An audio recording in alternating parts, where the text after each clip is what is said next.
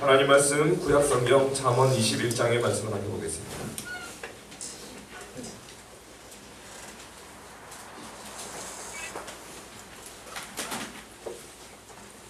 잠언 21장 1절에서 14절의 말씀을 한 절씩 교독하도록 하겠습니다. 잠언 21장 1절에서 14절의 말씀입니다. 왕의 마음이 여호와의 손에 있음이 마치 보의 물과 같아서 그가 임의로 인도하시느니라.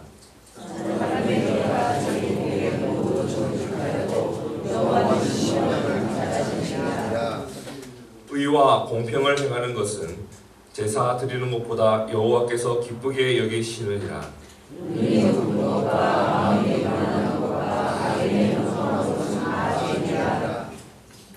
부지런한 자의 경영은 풍부함에 이를 것이나 조급한 자는 궁핍함에 이를 따름이니라.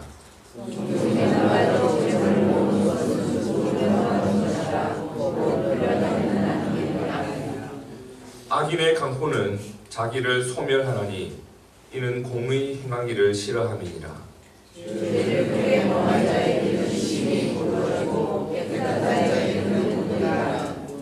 다투는 여인과 함께 큰 집에서 사는 것보다 움막에서 혼자 사는 것이 나으니라.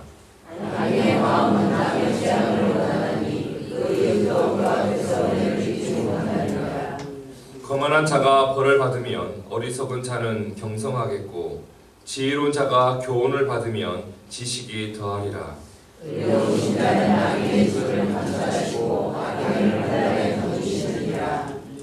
귀를 막아 가난한 자의 부르짖는 소리를 듣지 아니하면 자기의 부르짖을 때에도 들을 자가 없으리라. 은밀한 선물은 너를 쉬게 하고 품의 뇌물은 맹렬한 분을 근치게 하느니라. 아멘. 예전에 이런 이야기를 들은 적이 있습니다. 비행기 조종사가 되기 위해서 수많은 훈련을 받게 되는데 그 훈련 중 한 가지가 자신의 감각을 절대로 믿지 않는 훈련을 받는다고 합니다. 보통 우리도 경험하게 되는데 고속도로에서 운전을 하다가 보면 속도에 대한 감각이 확 떨어지는 것을 경험하게 됩니다. 고속도로에서 막 달리다가 갑자기 휴게소에 들어갈 때 경험해 보셨나요? 그 속도 그대로 휴게소로 들어가면 내가 얼마나 빠르게 달리고 있었는지 확 절실히 느끼게 됩니다. 또 과속을 즐기시는 분들은 내비게이션에 한 번씩 조심하십시오 알려주기 시작하면 속도를 규정 속도에 맞춰서 80km든지 100km든지 속도를 줄이게 되죠. 그럴 때 차가 답답해서 견딜 수가 없습니다. 시속 100km로 달리는데도 80 이상으로 달리는데도 그 빠르게 달리는데도 내가 이미 너무나도 빠른 것에 익숙해져 있다 보니까 이미 충분히 빠름에도 불구하고 그것이 느리게 느껴지는 겁니다. 마치 이처럼 하늘에서 비행기를 조종하다 보면 현재 내가 어느 정도 높이에 있는지, 그리고 어쩔 때는 비행기가 지금 뒤집혀져 있는지 아니면 바르게 되어 있는지 감각이 점점 없어진다고 합니다. 만일 비행기가 뒤집혀져 있는데 그 상태에서 조종사가 바르게 가고 있다고 착각한 채로 항공기를 높이 올라가기 이륙을 하면 어떻게 되겠습니까? 땅으로 꼬라박는 겁니다. 큰일 나겠죠. 그렇기 때문에 비행기를 조종할 때는 절대 자신의 감각을 믿지 말라. 내가 지금 어디쯤 있는지, 바르게 날고 있는지, 뒤집혀서 있는지 절대 의지하지 말라라고 합니다. 그들이 의지해야 될 것은 오직 계기판입니다. 계기판을 보고 나의 감각이 아니라 그 계기판이 무엇이라고 지시하고 있는지 그렇게 해야지만 바른 비행을 할 수 있고 무사히 비행을 마칠 수 있는 겁니다. 여러분, 사람의 감각이라는 것이 그렇습니다. 처음에는 어색하고 긴장되는 것도 점점 익숙해지다 보면 더 이상 어색하지도 않습니다. 그리고 그것이 긴장되지도 않습니다. 그렇기 때문에 조종사들이 자신의 감각을 믿지 않는 훈련을 받는 것은 어떻게 보면 이상한 일도 아닙니다.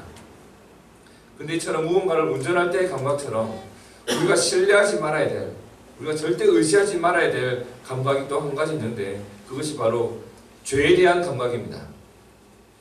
우리가 예수님의 십자가의 은혜로 하나님의 자녀가 되었습니다. 그럼에도 불구하고 우리 역시 얼마나 쉽게 죄를 짓는지 모릅니다.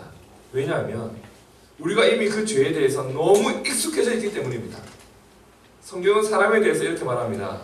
모든 사람이 죄를 범하였음에, 모든 사람입니다. 우리도 예외가 아닙니다. 모든 사람이 죄를 범하였음에 하나님의 영광에 이를 자가 하나도 없던 것이 이 땅의 본질입니다. 그리고 예배소서 2장에 보니 전에는 우리도 다 그 가운데서 우리 육체의 욕심을 따라 지내며 육체와 마음이 원하는 것을 하여 다른 이들과 같이 본질상 진노의 자녀였다고 합니다. 그렇습니다. 우리의 본질은 하나님의 진노를 일으키는 죄인이었습니다. 그만큼 우리는 죄에 대해서 매우 익숙해져 있습니다. 때로는 죄와 함께 있을 때 편안함을 느끼게 됩니다. 하나님 원치 않는 그 자리에 있을 때에도 편안한 이유는 그만큼 죄에 대해서 쉽게 노출되어 있었던, 익숙해져 있었던 우리의 모습이기 때문인 겁니다. 여러분, 우리가 이것을 안다면, 이것이 사람의 본질이라는 것을 안다면 우리가 놓치지 말아야 될 중요한 삶의 원칙이 한 가지 있을 겁니다. 적어도 선과 악에 대해서는, 의와 죄에 대해서는 절대 나의 감각을 의지해서는 안 된다는 겁니다. 하루는 예수님께서 길을 가시다가 어떤 사람이 달려와서 그분 앞에 무릎을 팍 꿇습니다. 그리고 예수님께 묻습니다. 마가복음 10장 17절에 보니 예수께서 길에 나가실 때 한 사람이 달려와서 꿇어 앉아 묻자오되 선한 선생님이여 내가 무엇을 하여야 영생을 얻으리이까. 어떤 한 사람이 예수님 앞에 겸손히 달려와서 무릎을 꿇었답니다. 영생에 대한 갈증을 품고 주님 앞에 나왔답니다. 그리고 물은 거예요. 영생을 어떻게 하면 얻을 수 있겠습니까? 근데 주님은 그가 던진 질문에 대한 답을 주시기 전에 그의 질문 가운데 틀린 부분이 있음을 발견하고 탁 집어 꽂히십니다. 그의 질문 앞에 주님이 이렇게 대답해요. 예수께서 이르시되 네가 어찌하여 나를 선하다고 일컫느냐. 주님은 본인의 선함을 거절하셨습니다. 인간된 본인의 선함을 거절했단 말입니다. 그러면서 하신 말씀이 하나님 한 분 외에는 선한 이가 없느니라라고 합니다. 여러분, 예수님도 이 땅에 계신 동안 자신의 감각을 믿지 않으셨습니다. 예수님께서도 본인이 선한 선생님이라는 그런 말을 듣기를 거절하셨고 하나님 한 분 외에는 선한 이가 없다고 선포하셨습니다. 그렇다면 오늘 우리는 나의 선함을 완전히 포기하고 있는 자일까요? 나의 옳음을 완전히 포기한 자일까요? 우리도 하나님 한 분 외에는 선한 이가 없으며 하나님 한 분 외에는 옳으신 분이 없다는 그 고백을 우리도 실존적으로 우리의 전 존재를 들여서 과연 하고 있는 자일까요? 이스라엘 초대 왕이었던 사울의 몰락을 눈앞에 두고 하나님은 유다 지파 이새의 아들들 중에 사울을 이어 왕이 될 자가 있다라고 당시 선지자 사무엘에게 일러주십니다. 그 말씀을 듣고 선지자 사무엘은 이새의 집을 찾아가게 됩니다. 그리고 사무엘은 이새의 장남 엘리압을 맞이하게 되는데 그때 사무엘은 마음속으로 바로 저다! 바로 저 사람이구나! 라고 외치게 돼요. 그때 말씀 사무엘상 16장 6절을 보니 그들이 오매 사무엘이 엘리압을 보고 마음에 이르기를 여호와의 기름 부으실 자가 과연 주님 앞에 있도다라고 마음속에 외치기 시작합니다. 그런데 하나님은 그의 감각이 틀렸음을 딱 집어 말씀해 주십니다. 그 이유는 사무엘이 자신의 판단대로 자신의 기준대로 엘리압의 외모를 보고 있었다고 주님은 말씀해 줍니다. 사무엘상 16장 7절에 보니 여호와께서 사무엘에게 이르시되 그의 용모와 키를 보지 말라 내가 이미 그를 버려놓으라. 여러분, 하나님이 버린 자를 사무엘은 마음에 흡족했습니다. 그리고 하나님께서 이렇게 말씀합니다. 내가 보는 것은 사람과 같이 아니하니 사람은 외모를 보거니와 나 여호와는 중심을 보느니라 라고 말씀해 줍니다.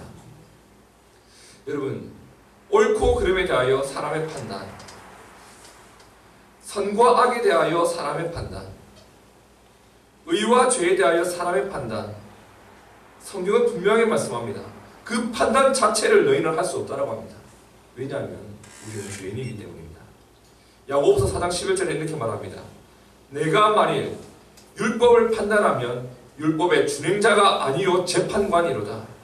입법자와 재판관은 오직 한 분이시니 능히 구원하기도 하시며 멸하기도 하시느니라. 너는 누구이기에 이웃을 판단하느냐.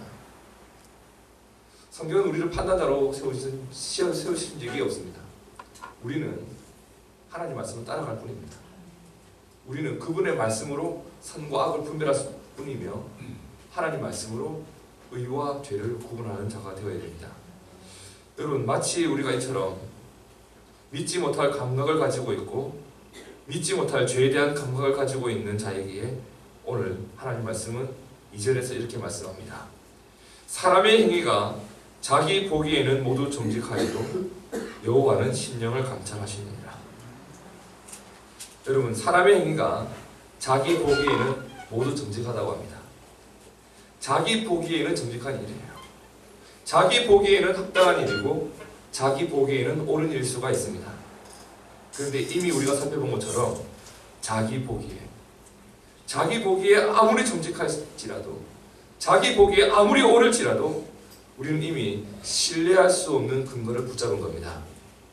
하나님은 오늘 정직을 가장한 그 행위 속에 있는 죄악된 본심을 보시는 분이라고 성경은 말씀합니다. 겉으로 아름다운 이새의 장자 엘리압을 사람들은 왕이 될 자로 여겼지만 하나님은 그의 중심에 하나님 없음을 이미 보고 계셨습니다. 그리고 그의 중심에 하나님이 있는 다윗을 옳다라고 말씀해 주셨습니다. 여러분, 그렇기 때문에 오늘 말씀 3절과 4절은 매우 중요한 삶의 원칙을 제시합니다. 3절 말씀에 보니 의와 공평을 행하는 것은 제사 드리는 것보다 여호와께서 기쁘게 여기시느니라. 눈이 높은 것과 마음이 교만한 것과 악인의 형통은 다 죄라고 했습니다. 어떠한 삶의 원리인가요? 하나님은 우리가 그분께 제사 드리는 것보다 의와 공평의 기준인 하나님 말씀으로 살아가고 그 말씀으로 오늘 우리의 삶을 들여다보고 바라보고 판단하는 것이 하나님의 기쁨이라고 했습니다. 반면에 눈이 높고 마음이 교만하여 하나님 말씀보다 자신을 의지하며 살아가는 것을 죄라고 말씀하셨습니다. 그러한 악인들이 가득한 이 세상 한복판에서 그 악인이 잘되는 세상을 만들어 놓은 것도 죄라고 하셨습니다. 오늘 우리가 하나님 말씀을 통해서 가슴에 새게 될 중요한 단순한 삶의 진리는 이겁니다. 나의 감각을 믿지 말라입니다. 나의 감각을 믿지 말라. 우리는 죄에 대해서도 의에 대해서도 우리의 감각을 의지할 수가 없습니다. 그렇기 때문에 공의와 정의의 근거가 되는 하나님 말씀의 영향권 안에 우리는 있어야 됩니다. 이 영향권을 벗어나서는 답이 없습니다. 그렇다면 오늘 우리는 질문을 던집니다. 내가 하나님의 영향권 안에 있기 위하여서 나는 도대체 무엇을 하고 있고 무엇을 버렸는가? 이것이 구체적으로 있지 않냐면 우리는 여전히 주의 말씀 밖에 있는 사람이 되고 말 겁니다. 하나님 말씀보다 세상의 영향력을 더 많이 받고 사는 나의 삶의 구조가 바뀌어야 됩니다. 늘 바쁩니다. 기도할 시간도 없다고 합니다. 이 삶의 구조가 통째로 바뀌어야 됩니다. 전 청년들에게는 대놓고 얘기를 합니다. 직장을 바꿔서라도 기도해야 되지 않겠는가? 직장을 바꿔서라도 주일에 예배를 지켜야 되지 않겠는가? 너희 집 망하는 길을 가고 있는 거 아닌가? 구조가 바뀌어야 되는 겁니다. 통째로 바뀌어야 됩니다. 이런 구조가 바뀌지 않고서 하나님 말씀의 영향권 안에 내가 다시 있을 거라고 하는 어떠한 보장이 있겠습니까? 말씀을 버리고 기도를 버렸는데 우리가 어떻게 거룩한 백성이 되어져 갈 수 있겠습니까?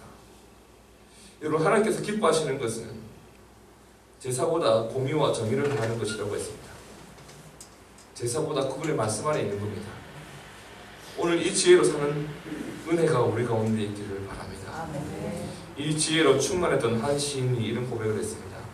시편 119편의 말씀인데 주의 말씀의 맛이 내게 어찌 그리 단지요 내 입에 꿀보다 더하니이다. 주의 법도로 인하여 내가 명철케 되었으므로 모든 거짓 행위를 미워하나이다. 주의 말씀은 내 발의 등이요 내 길의 빛이니이다. 주의 의로운 규례를 지키기로 맹세하고 굳게 정하였나이다. 주의 말씀을 살아가는 지혜가 우리 가운데 늘 충만하기를 원합니다. 함께 기도하겠습니다.